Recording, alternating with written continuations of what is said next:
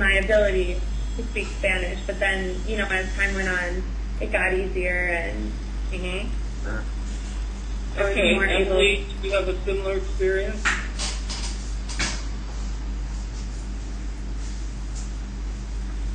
Yeah, when I first came here to study abroad, I think I just couldn't think for like 3 days.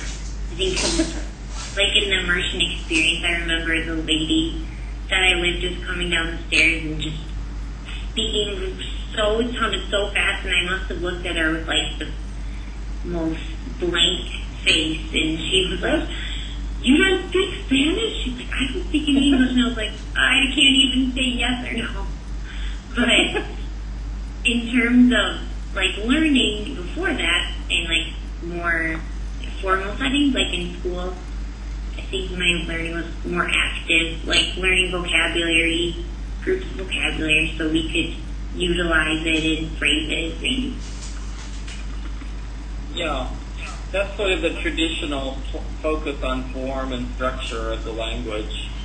And you master the structure, but the actual give and take of communication is really stunningly difficult at first when you've been trained that way.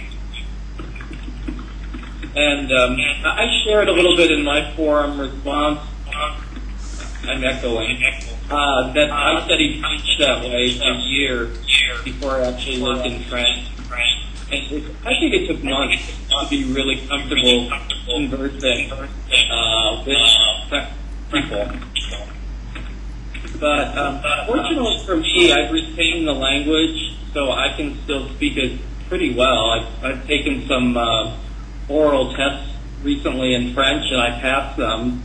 So, those early, what do you call them? Those early dialogues that you memorize, or I did anyway, because that was the way you did it. Those early dialogues, they stuck with me. All that verb conjugation work. Somehow I remember the correct forms of the verbs while I'm speaking. So even though it's a cumbersome approach, it does work at least partially for some people, And by contrast, I haven't had the time to study a language like that in my recent history, like over the past 10 or 15 years. I've pretty much had to acquire language on the fly, so to speak, just by doing and by conversing. And it seems to work pretty well for me too, just by focusing on meaning with real people. If you travel a lot, you either live in an English language cocoon, or you're pretty much forced to interact and experiment. So how about in